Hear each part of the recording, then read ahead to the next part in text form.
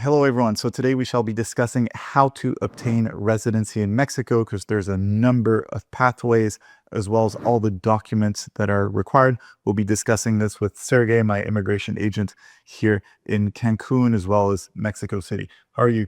Fine, thanks. Hello, everybody. Cool, fantastic. So Sergei, you've been in this immigration game here in Mexico for many years. You yourself naturalized Mexican. Yeah.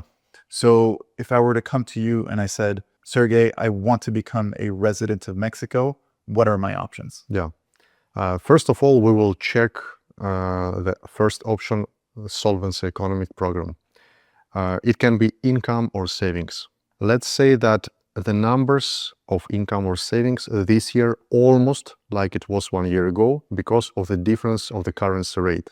1 year ago, it was $4,400 income for the last 6 months monthly income after the taxes. This year, it's a little bit lower, like probably 4,200, but I prefer tell the same numbers, 4,400 for sure. And for savings, it should be around 78,000 US dollars for the last 12 months. That means that you should have this exact amount for whole the year in your bank's accounts, brokerage accounts, or other accounts.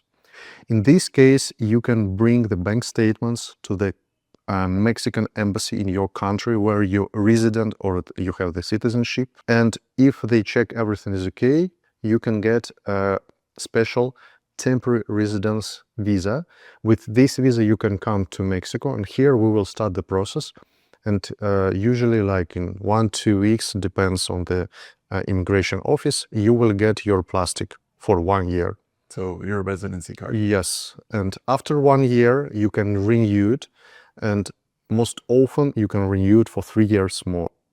Is there any minimum time required on the ground to be able to renew, to try to get that 3-year residency after the 1 year? No any special requirements. We try to fill up all the papers like for 3 years, and usually they accept and they give the new plastic for 3 years.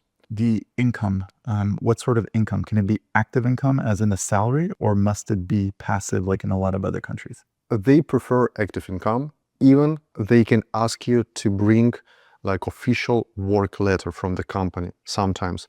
Of course, it depends on the consulate on the embassy. Before to start the process, we always check all the requirements really carefully. I help with the first stages, with the processes outside. So you coach people, you say, cool, you're going to go to this embassy. This is how you're going to, Yes, this is how you present your paperwork. that's correct. Because Yeah. almost all the embassies are equal, but inside the embassy, they have different details that it's better to know in advance. Because I had cases when the person was in the embassy like 3-4 times because he didn't know exactly all the details. And only after he came to me and we fixed all the mistakes, and after he got his visa. It's worth paying for a small coaching call that really isn't expensive so that you avoid making 2-3 trips to the embassy or consulate, because this really happens in Mexican embassies and consulates abroad. The law is the same, but the interpretation of the law, like you're saying, in the different consulates can be a bit different. And then you can just waste so much time dealing with things that you could have prevented ahead of time. Let's say I do this, I do 1 year, I come back, you help me renew, I get 3 years. What happens after the 3 years? In total, you will get for 4 years. And after 4 years, it's almost automatically, we will renew it for the PR, for the permanent residence card. This will be the residence without the expiration date. For the adults, it's for the whole life. And you have no any strict rules that, for example, one person asked me, Sergei, is it true that every 2 years I need to come to Mexico? I say no any rules. Only if you will get a Mexican citizenship, yeah, every 5 years you need to show yourself inside the Mexico that everything is okay, you are like alive, everything is good, and you're interested in this citizenship. But with the permanent residence or even with the temporary, if you have for 3 years, in this case, it's not like a mandatory to come every year to put the stamp or something like this. This is really good. It makes for a fantastic plan B, having a permanent residency card without any expiry date, without any physical presence requirements. Most residencies in the world have some level of presence requirements, even if like it's a Paraguay once every 3 years, etc. Here you get it and then you're done. So that's very, very attractive. So for Americans that want like a plan B or whatever, Mexico is just such a no-brainer because they can literally just drive over and the card will never expire. That's correct. And then after how much time may I apply for citizenship? To be honest, for example, for Americans and Canadians, it's not so important because it's not their goal. The most important for them, as you said, that to have a plan B. But if somebody wants to follow all the process from the very beginning to the citizenship, they should stay in Mexico for 2 years.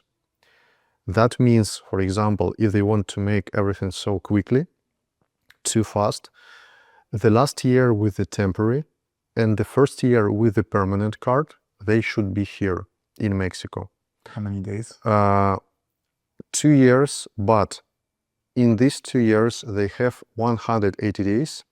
It's almost half a year for traveling. In total, they can travel every week without any problem. But in total, not more than 180 days. Okay. That is the most important requirement. Okay. So essentially, at 5 years of residency, you can apply for citizenship. Yeah. It doesn't matter whether it's permanent residency only or a mix of temporary or permanent. 18 out of 24 months must have been spent in Mexico. And then there's a bit of a test as well. After, when you will bring all the documents to the passport office, it will be like an exam.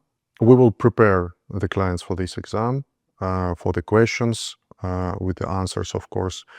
For the interview, we have a special Spanish tutors, like teachers who can help with the Spanish language, like level A2, B1, and so on. And usually we start this preparation like around half a year before the exam, because usually to be not in stress, it's better to start a little bit earlier, and half a year is more than enough to prepare really well. Okay. And once you apply for citizenship, how long to actually get it? Because I mean, in Panama, you can apply, but you're actually probably not going to get it. The average period of time here in Mexico, it's around 1 year. It can be 9 months, it can be 12 months, a little bit more, depends on the office. In different offices, passport offices, they have sometimes different timelines, different check-ins, verification of the documents, and so on. But the good news that you should not stay in Mexico after exam. You can pass an exam and you can travel. And you will just need to check your email. If you have an invitation letter, you come back. Okay, cool. All right. And it actually works in Mexico. People actually get naturalized, unlike in other Latin American countries where people talk about getting naturalized, but actually never do. So this is important. Yeah. Okay, great. So that's economic solvency, either through savings or through income. What are the other pathways to residency? Let me say one important detail. When you will get your permanent residence, that doesn't mean that you immediately should start this process for the naturalization. You can start this process if you have this goal at the final in 5, in 10, in 15 years. It's a great opportunity because if you will say not ready to stay here for 2 years now, but probably in the future, like in 10 years, you understand that it's a good idea to live here for some time, you can get your passport really easy. So it's like a call option. Yes. Great. So what are the other ways to get residency? The second option, it's investment. When you buy property in Mexico, it's not like so easy like the first option, because you should invest.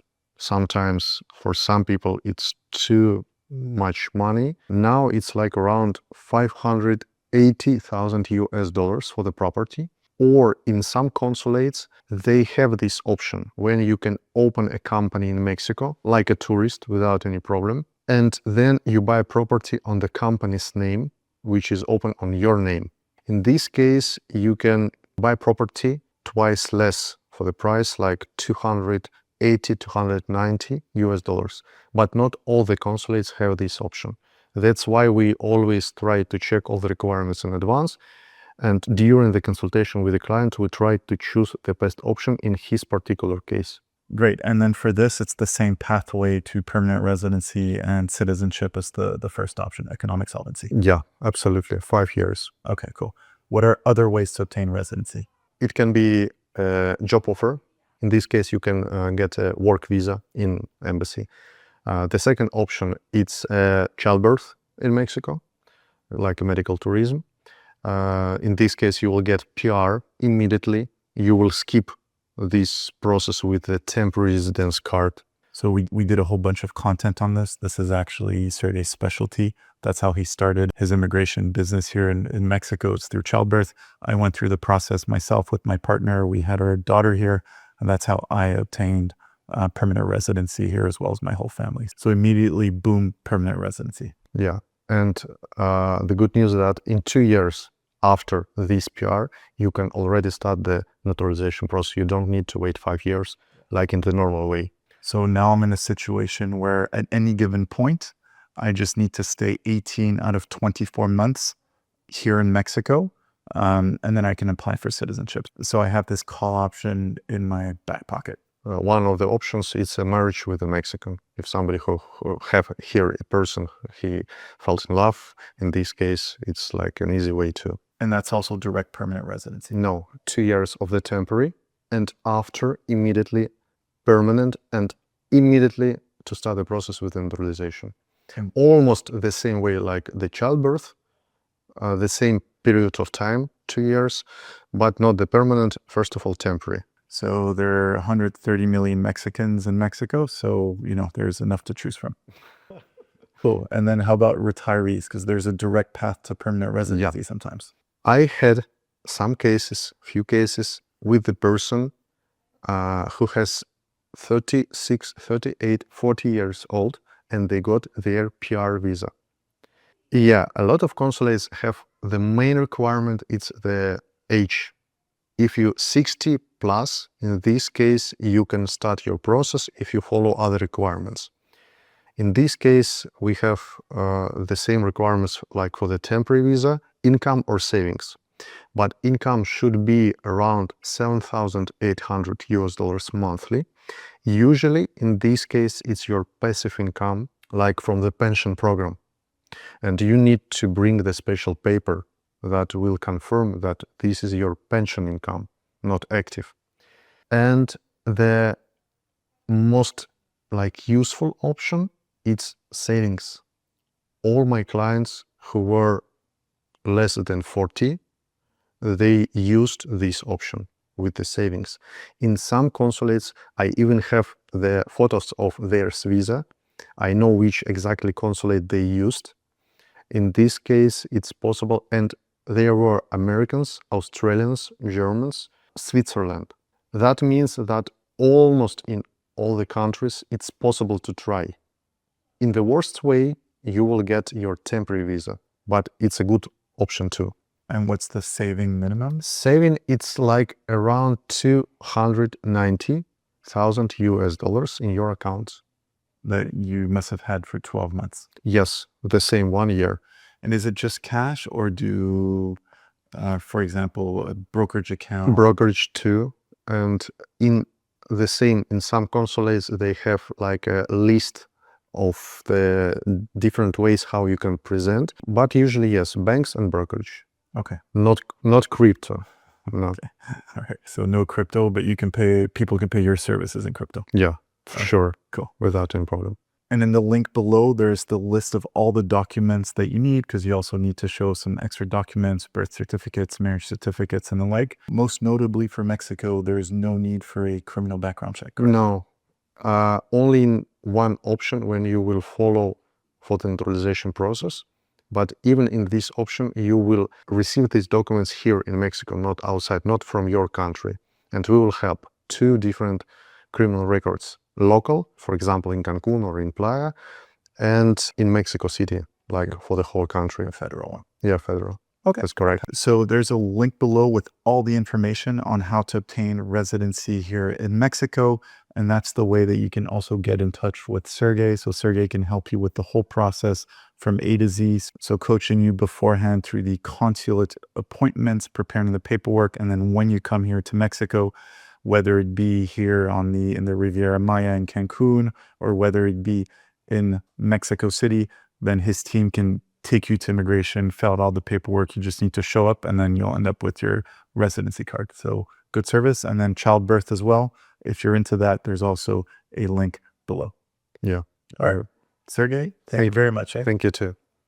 Make sure to download my free ebook, 12 Mistakes to Avoid When Investing in International Real Estate, which you can find on my website, link below. And feel free to follow me on Instagram @TheWandering Investor. I look forward to hearing from you.